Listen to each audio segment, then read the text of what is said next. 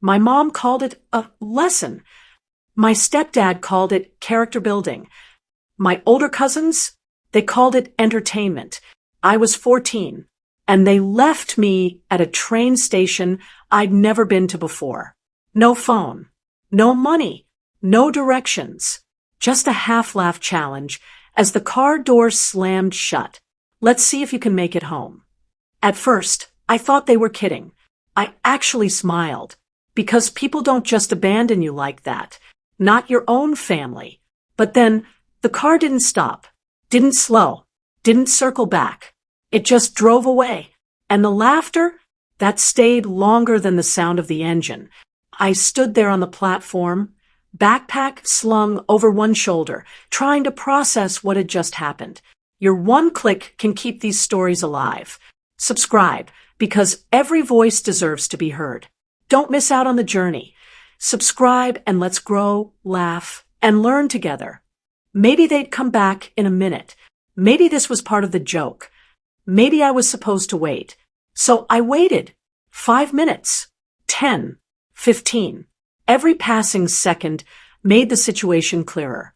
They weren't coming back. The station was loud in a way that made everything feel more isolating. Announcements echoing, trains arriving and leaving, people moving with purpose. Everyone seemed to know exactly where they were going. Except me. I checked my pockets. Nothing. No cash. No card. No phone. Because earlier that day, my mom had said, "Leave your phone at home. You don't need it." At the time, I didn't question it. Now, it felt planned. That realization hit differently. Because this wasn't just careless. It was intentional. I walked over to a map near the ticket booth, studied it, tried to recognize anything, but all the station names blurred together. None of them meant home. I asked someone for help. A man in a suit. "Excuse me?" I said. "Do you know how to get to?" He barely looked at me. "Information desk," he said, pointing without stopping.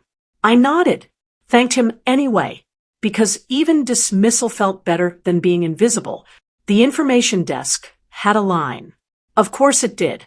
Everything that could slow me down did. When it was finally my turn, the woman behind the counter gave me a tired smile. "Where are you trying to go?" I told her my address. She typed for a moment, then looked up. "You'll need 2 transfers," she said. "Do you have a ticket?" I shook my head. "No." Her expression softened slightly. "That route isn't free." Of course it wasn't. Nothing about this was. I swallowed. "Is there another way?" She hesitated, then pointed toward a bus map on the wall. "You could try that. It's longer. Longer. Complicated. Uncertain, but it was something." "Thank you," I said. I stepped away, looked at the map, and for the first time, fear actually settled in. Not loud, not overwhelming, just steady, because getting home wasn't just about direction. It was about time, distance, and being 14 with no resources. I sat down on a bench, took a breath, then another, because panicking wouldn't get me anywhere. Thinking would. That's when I remembered something my grandfather used to say. "If you're lost, don't move fast. Move smart." So I did. I studied the map again, looked for familiar street names, landmarks, anything that connected this place to something I recognized. And slowly, very slowly, a path started forming. Not perfect, not easy, but possible. I stood up, adjusted my backpack, and started walking. Because if they thought this was a joke, if they thought I'd just stand there and wait, they were wrong. What they didn't know was that getting home wouldn't be the hardest part. The hardest part would be what I did after I got there. It took me 3 hours, 2 buses, and a long stretch of walking I wasn't even sure was right. But I didn't stop, didn't ask for help again, didn't wait for anyone to fix it, because something had already changed the moment that car drove away. I wasn't trying to prove I could get home. I was proving I didn't need them to. By the time I reached my street, it was getting dark. The kind of quiet evening where everything looks normal from the outside. Like nothing happened. I stood in front of the house for a second, just looking at it, because I already knew walking back it wouldn't feel the same as walking out. I opened the door. Voices inside. Laughter. The TV on. They didn't even notice me at first. Then my cousin turned. "Oh, look who made it," he said, grinning. My mom looked over, actually smiled. "Told you he'd figure it out." Like it was expected. Like it was planned. Like I was part of the joke instead of the target. I set my bag down slowly. Didn't speak. Because suddenly, I wasn't angry. Not loud. Not explosive. Just clear. And that scared them more than anything would have. Because they thought this ended when I got home. It didn't. That was just the beginning. They kept laughing, waiting for me to react, to argue, to play along. I didn't. I walked past them, straight to my room, closed the door, locked it.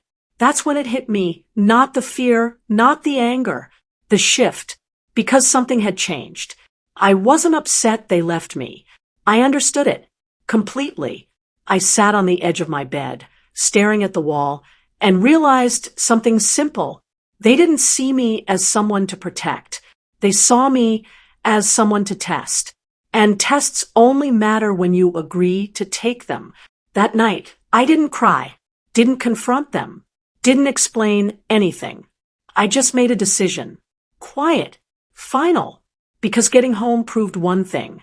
But what I did next would prove something else entirely. The next morning, I woke up before everyone else. Quiet house, same walls, different feeling.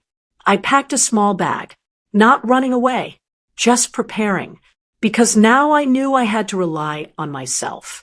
At breakfast, my mom laughed again. "So, survivor," she said, "what did we learn?" I looked at her. Calm, not to depend on you.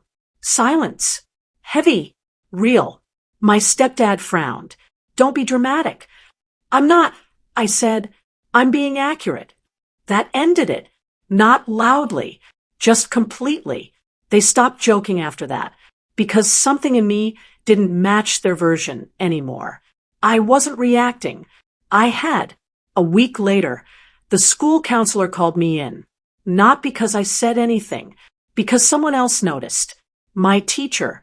Apparently, showing up quiet, focused, and different is enough to raise questions when it wasn't your baseline before.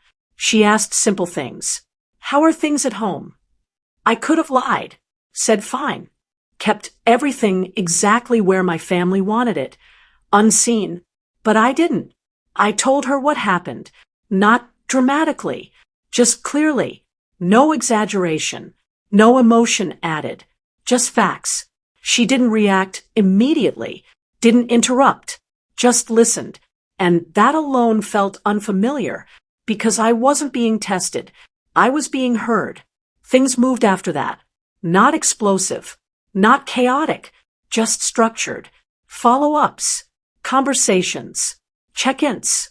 My mom got a call. My stepdad too.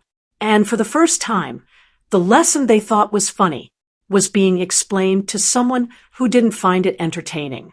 The energy at home shifted. Subtly. They didn't joke about it anymore. Didn't bring it up. Didn't try to spin it. Because once something leaves the house, it doesn't belong to them anymore. It gets seen for what it is. And that changes everything. I didn't celebrate. Didn't feel victorious. Just steady. Stopping is the first real consequence. Looking back now, I understand something I didn't then. Getting home that day wasn't the end of the story. It was the moment I stopped waiting for someone else to take responsibility for me and started doing it myself. Because they thought they were teaching me a lesson. They were, just not the one they expected.